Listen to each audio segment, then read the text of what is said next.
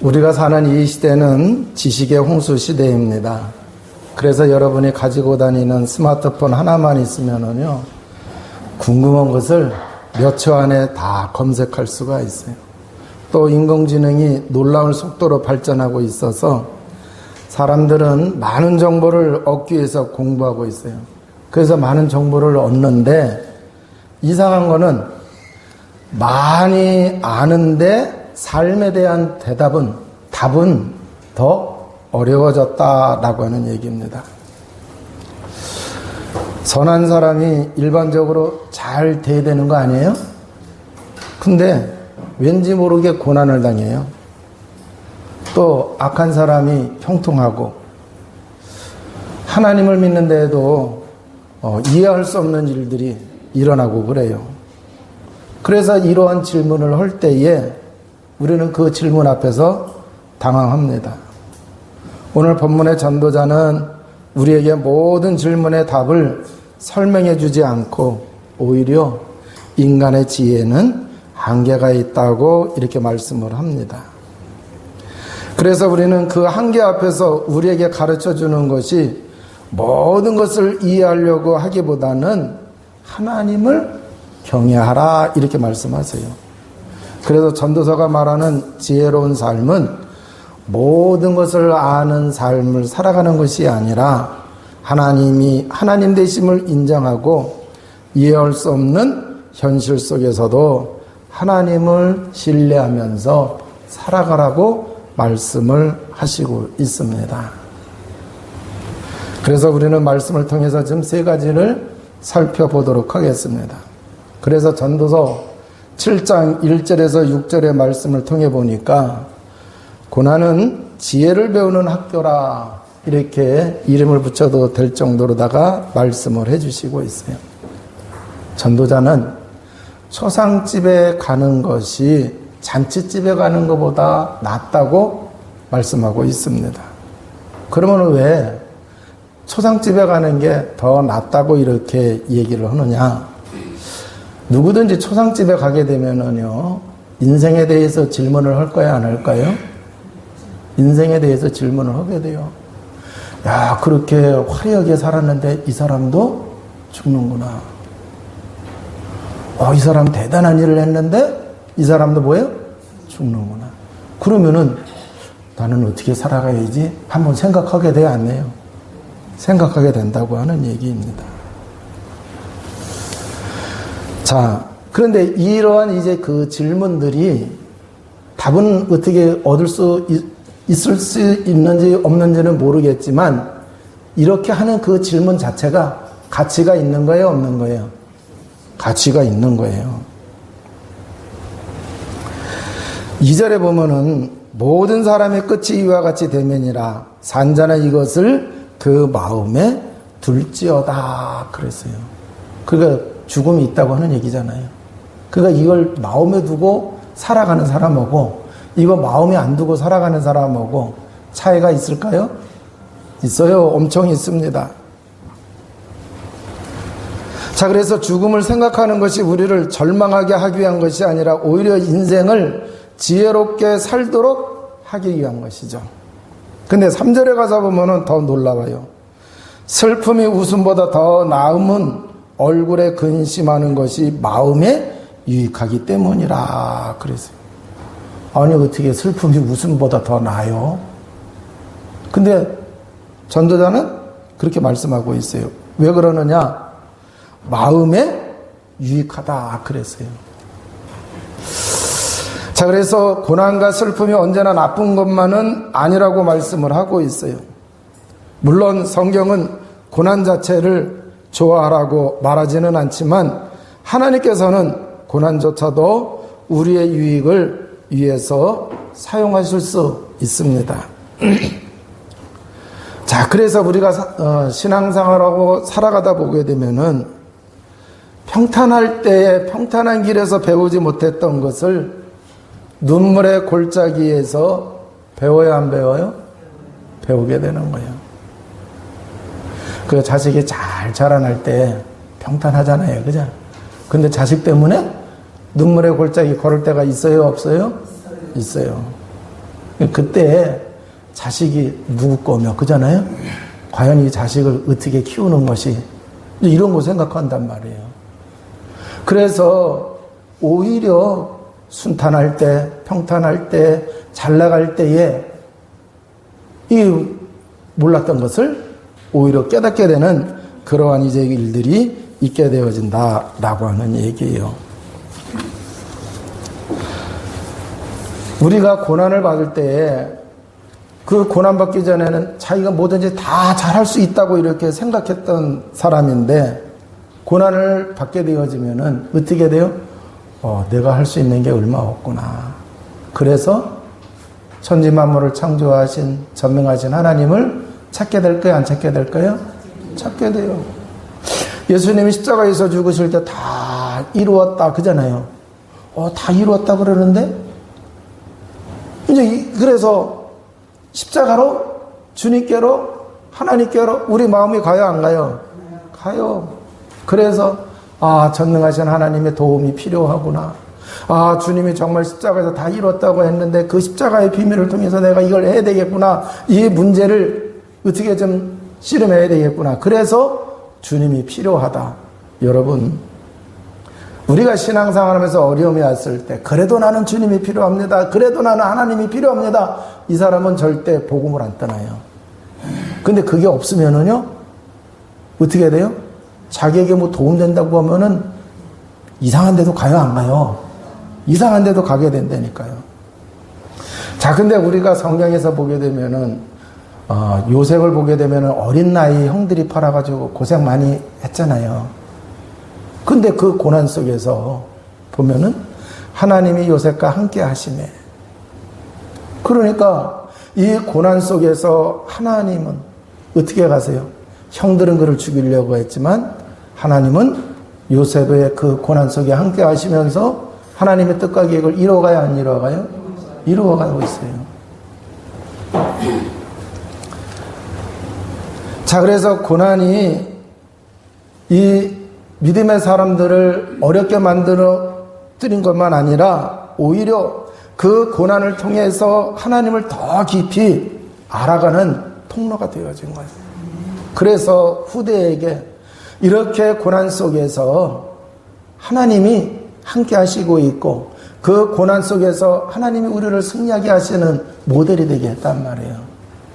그러니까 우리가 그런 것을 배워야 돼요? 안 배워야 돼요? 하나님을 신뢰해야 돼? 안 해야 돼요? 신뢰를 해야 된다라고 하는 얘기예요. 그래서 복음 누리는 관점에서 보게 되면은 복음을 누리지 못하면은 고난은 저주처럼 보입니다. 그러나 복음을 누리는 사람은 고난 가운데서도 하나님이 나와 함께 하시는 줄 믿습니다. 자, 그러면은 고난 가운데서도 하나님이 나와 함께 하시는 걸 믿는 사람은 그 사람은 이미 십자가를 알고 있기 때문에 그래요. 여러분, 십자가를 세상 사람들의 관점에서 바라보게 되면은 십자가가 성공한 거예요? 실패한 거예요? 세상의 관점으로 봤을 때, 해 아래의 관점으로 보게 되면은 십자가는 실패한 거예요. 왜요? 그 예수님을 따랐던 사람들에게 예수님이 십자가에 달렸을 때에 조롱받았어요? 안 받았어요? 조롱받았어요. 또 십자가에서 죽었어요? 안 죽었어요? 근데 하나님께서는 그 십자가를 통해서 죄인을 구원하셨습니다. 그래서 사람들이 실패라고 생각했던 그곳에서 하나님은 구원을 이루셨어요. 사람이 절망이라고 생각했던 그곳에서 하나님은 생명을 만드신 줄로 믿습니다. 그래서 우리가 구원받을 수 있도록 하나님이 십자가에서 그 일을 이루신 거예요. 그러면 오늘 우리의 고난도 하나님께서 헛되게 사용하지 않을 것을 믿어야 될 줄로 믿습니다. 지금은 이해되지 않아도 하나님께서 우리를 빚어가는 과정임을 우리가 알 수가 있어요. 그래서 고난이 하나님께 버림받았다는 증거가 아니라 오히려 하나님께서 나를 붙들고 계신 자리일 수도 있다라고 하는 얘기예요. 그래서 우리가 고난 가운데에서 하나님, 이 일은 내가 이해하지 못하지만 이 일을 통해서 하나님을 더 깊이 알게 해달라고 기도해야 돼요, 안 해야 돼요? 자, 그 사람이 바로 지혜로운 사람이고 그게 바로 지혜로운 사람의 태도다라고 하는 얘기예요. 전도서 7장 23절에서 29절을 통해서 보면은 인간의 지혜는 한계가 있다고 말씀하고 있어요. 자, 전도자는 지혜를 얻기 위해서 힘썼는데 23절에 내가 이 모든 것을 지혜로 시험하며 스스로 이르기를 내가 지혜자가 되리라 하였으나 지혜가 나를 멀리 하였도다 그랬어요. 자, 이 얘기는 뭐냐고 하면은 자기가 지혜를 추구하며 살수록 오히려 깨닫는 것은 내가 모르는 것이 더 많다라고 하는 얘기예요. 내가 모든 것을 알 수가 없다고 하는 것을 깨닫는 것이죠. 근데 이게 참 지혜의 시작인 줄로 믿습니다. 근데 어리석은 사람은 자신이 모든 것을 안다고 생각해요. 그러나 지혜로운 사람은 자신의 한계를 알게 됩니다. 우리는 인생의 모든 이유를 알 수가 없어요. 왜 하나님께서는 어떤 사람에게는 빨리 응답하시고 어떤 사람에게는 오랫동안 기다리게 하시는지 우리는 알 수가 없습니다. 또 왜 어떤 사람은 건강하고 또 어떤 사람은 왜 병으로 고통을 받는지 알 수가 없어요. 또 어떤 사람은 성공하고 어떤 사람은 실패하는지 그 모든 이유를 설명할 수가 없어요. 심지어 왜 나는 이런 성격을 가지고 태어났는지, 예? 왜 이런 가정에서 하나님이 자라나게 많고 많은 가정도 있을 텐데 왜 하필이면 이 집에 나를 하나님이 태어나게 했을까? 또 우리가 살아가는 시대도 보게 되면은요, 어떤 사람은 그럴까요? 왜 이 시대에 우리가 태어나서 살게 했는지. 자, 알고 싶은데 알 수가 있어요, 없어요? 알 수가 없습니다. 그래서 하나님께 끊임없이 물어요. 아, 왜 그렇게 됐느냐? 왜요? 하나님께 질문하는 건 좋은데, 근데 질문의 답을 우리가 알 수가 없어요. 자, 그래서 신앙의 마지막 자리는 모든 질문에 대한 설명을 얻는 것이 아니라 할지라도 하나님을 신뢰하는 것입니다. 그래서 왜라고 해서 꼭 답을 얻으려고 하지 마세요. 왜요? 하나님이 알려줘도 우리는 못 깨달을 때가 많아요, 안 많아요? 많아요. 그래서 나중에 다 통과하고 난 다음에서야 아, 그때 그래서 그랬던 건데 이제 이럴 때가 많은 거예요.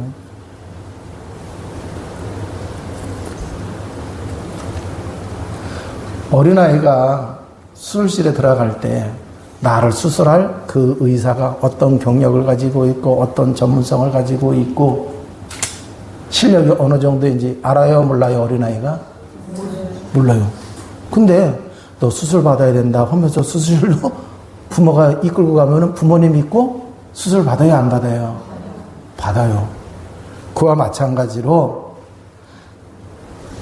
하나님이 어떤 분이신지를 알고 있기 때문에 우리는 뭐를 해야 되느냐? 다 이해하지 못한다 하더라도 하나님을 신뢰하는 그러한 성도가 되어야 된다라고 하는 얘기예요.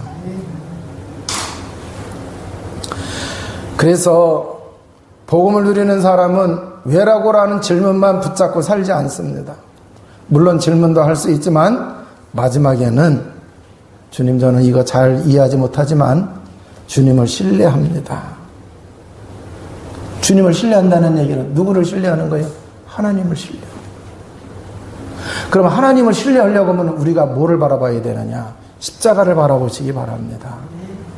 십자가는 하나님이 우리를 사랑하신 사랑의 확증인 줄로 믿습니다. 로마서 8장 32절에 하나님께서 자기 아들을 아끼지 아니하시고 우리를 위해 내어주셨다고 말씀하셨어요. 하나님께서 가장 귀한 아들을 우리에게 주셨다고 하면은 우리가 이해 못하는 순간에도 하나님이 우리를 버리신 것이 아니다라고 하는 얘기예요. 요한복음 3장 16절에 하나님이 세상을 이처럼 사랑하사 독생자를 주셨으니 이는 그를 믿는 자마다 멸망치 않고 영생을 얻게 하려 하시니라 그랬어요. 자, 그러니까 하나님이 세상을 사랑하시는데 그 중에 누가 있어요? 내가 있다는 얘기예요. 그래서 나를 사랑하셔서 하나님이 나를 하나님의 자녀가 되도록 하기 위하여 누구를 보내주셨어요? 예수 그리스도를 보내주셨어요. 보내주셔가지고 십자가에서 어떻게 하셨어요? 자기 몸을 다 으스러뜨리셨어요. 내가 해결할 수 없는 하나님 떠난 문제, 제 문제, 사단의 문제를 해결하기 위하여 머리끝부터 발끝에 이르기까지 다 고통받으셨어요. 그리고 죽으셨어요. 그리고 우리를 구원받게 하시고 하나님 자녀가 되게 하셨습니다. 할렐루야. 자, 그러니까 그 하나님을 신뢰하면서 내 삶에는 왜 이런 문제가 있어요? 나는 정말 이해할 수가 없어요. 하나님 대답 좀 해보세요 하고 끝까지 물건들어지지 마시고 하나님을 신뢰하시기 바랍니다. 자꾸 물건들어지다가 불신앙으로 빠질 수가 있어요. 근데 신뢰하면은요 끝나요. 신뢰하면 끝나요. 세 번째요. 전도서 8장 12절에서 17절을 통해서 보니까 하나님은 우리가 이해하지 못해도 선하게 일을 하신다라고 하는 얘기입니다. 8장 12절에 보면은요, 악인이 죄를 100번이나 행하고도 장수하는 것처럼 보입니다. 반대로 의로운 사람이 고난을 겪기도 하죠. 세상이 공평하지 않아 보입니다. 우리는 이런 현실을 보면서 질문을 해요. 하나님은 정말 살아계십니까? 왜 악한 사람은 잘 됩니까? 왜 정직하게 사는 사람은 손해를 봅니까? 그래요. 제가 이제 그 부인인데 자기 남편이 교회에서 안수집 살아요. 얼마나 목사님과 함께 주의 일을 하고 열심히 충성되게 했는지, 자기 남편 정말 믿음이 좋다고. 그런데 어느 날 그렇게 열심히 사역하시던 목사님이 아프셔가지고 병원을 갔는데 암이래요. 그래가지고 이제 그 목사님이 어려운 가운데 빠졌는데 그 안수 집사님이랑 자기 남편이 아니 왜 주님을 위해서 이렇게 헌신하고 충성하고 교인들 위해서 그렇게 애쓰고 그러는데 왜 목사님이 암이 걸려서 왜 이렇게 됐느냐. 거기까진 좋은데 이분이 그때부터 시험이 들어가지고 신앙생활을 안 하고 있대요.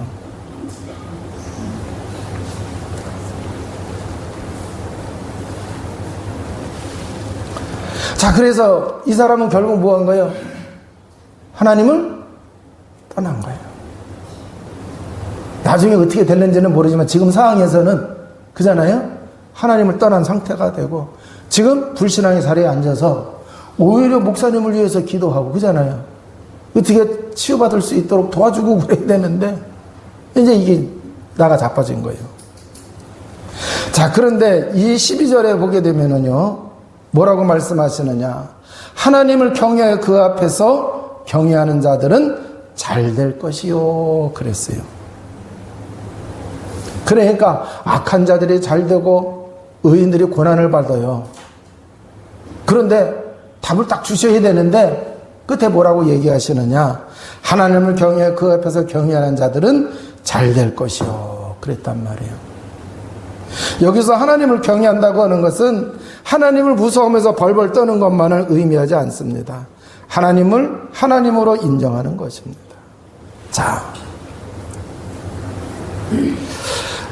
이거는요, 내가 내 인생의 주인이 아니라 하나님이 내 인생의 주인이심을 인정하는 게 그게 바로 뭐예요? 하나님을 경외하는 거예요. 내가 모든 것을 결정하는 것이 아니라 하나님의 주권 아래 내가 있어요. 그렇기 때문에 하나님의 주권을 인정하는 거예요. 내가 이렇게 결정해서 이렇게 해야 된다가 아니에요. 하나님의 주권 아래 있으니까 하나님이 선한 것으로 인도하실 줄 믿고 그분에게 맡기는 것. 그게 바로 뭐예요? 하나님을 경외하는 것이다. 17절에 사람이 하나님의 하는 일을 능히 다 깨달을 수 없도다 그랬어요. 이게 오늘 말씀의 결론입니다. 사람은요, 우리 믿음의 사람도 마찬가지예요. 하나님이 하시는 일 다 알 수 있어요? 없어요? 없다고 하는 얘기예요. 우리는 하나님이 하시는 모든 일을 다 이해할 수 없어요. 그러나 이해하지 못한다고 해서 하나님이 일하지 않으시는 것은 아니다 라고 하는 얘기예요. 사람은 대개 보면은 한 장면만 보잖아요. 그잖아요. 그래서 어른들이 얘기하잖아요. 한 면만 보지 말고 양면을 봐라. 더 나가서 양면만 보지 말고 사방을 두루두루 보라 그래요, 안 그래요? 그 얘기는 뭐예요? 우리는 한 면만 주로 보고 있기 때문에 그래요. 단편만 보고 있기 때문에 그래요. 우리는 오늘만 보지만 하나님은 처음부터 마지막을 함께 다 보시는 줄로 믿습니다. 자, 우리는 부분을 보고 부분만 알지만 하나님은 전체를 보고 전체를 아십니다. 그래서 때로는 우리가 이해할 수 없는 그런 이제 그 의문에 맞닥뜨리게 되는 거예요. 우리가 이해할 수 없는 것으로 하나님이 인도를 하실 수 있어요. 그런데 그게 놀라운 계획이 거기에 있을까요? 없을까요? 있어요. 문이 닫혔을 때에 많은 사람들이 이거 실패한 거 아니야? 이렇게 생각할 수가 있어요. 근데 하나님은 더 좋은 것을 예비하시기도 해요. 사도행전 16장에 가서 보게 되면은 바울이 그렇게 아시아에서 복음 전하기를 원했어요. 바울은 유대인이에요. 그러니까 아시아는 유대인이 사는 그잖아요. 그래서 그쪽에 자기 동족이 많아요. 그러니까 뭐 하는 거예요? 그래서 아시아에서 복음 전하기를 그렇게 원해요. 그 열심히 복음 전하는데 뭐 한 거예요? 이상하게 문이 안 열려. 이상하게 문이 안 열려. 그래가지고 여기 가보고 저기 가보고 그러면서 어떻게든지 복음 전하려고 하는데 문이 안 열려요. 근데 나중에 기도하면서 깨닫잖아요. 하나님이 마게도냐로 부르세요. 거기는 아시아를 넘어서 어디에? 유럽 쪽이라고.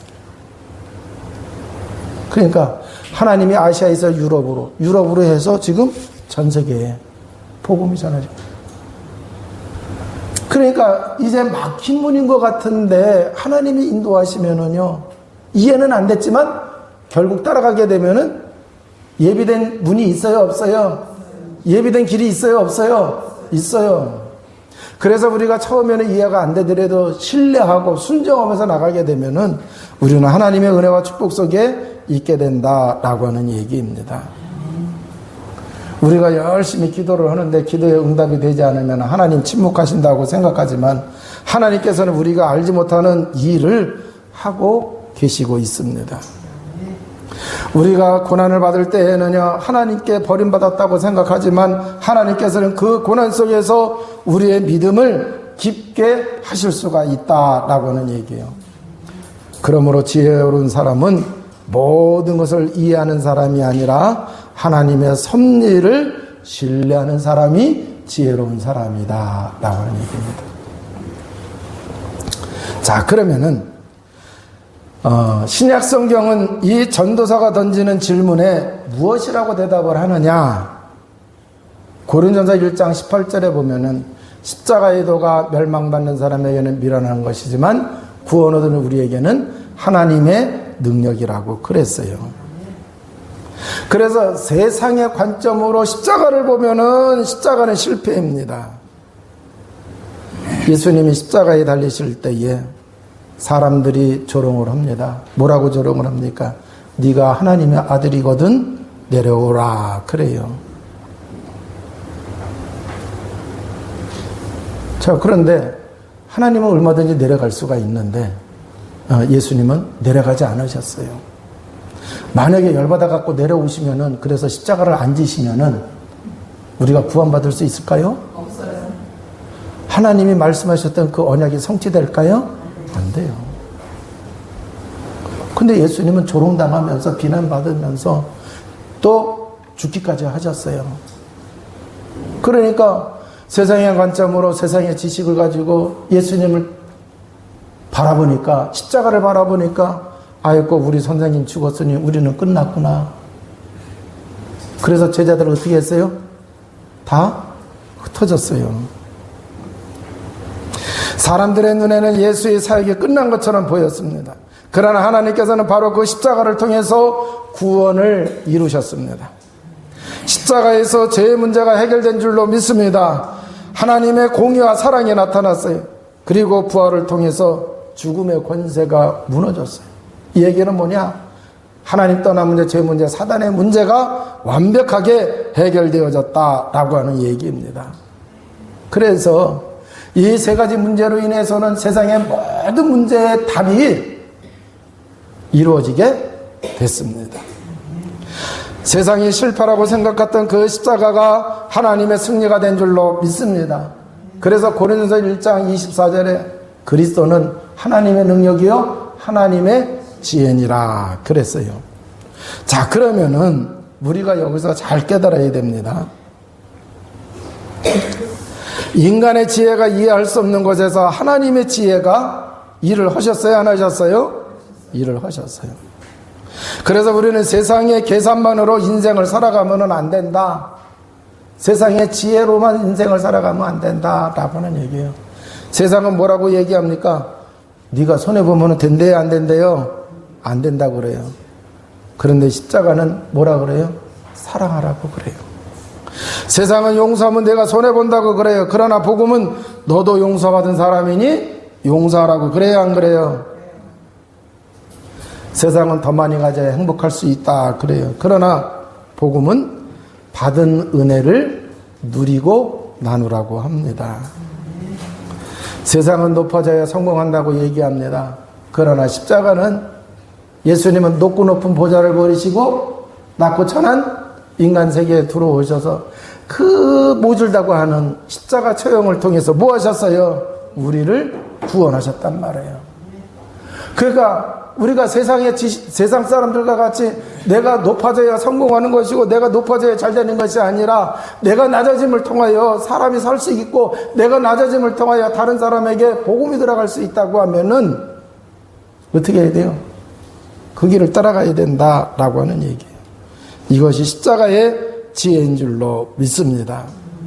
그래서 우리가 복음을 누린다고 하는 것은 세상의 계산보다 십자가의 지혜를 따르는 것입니다.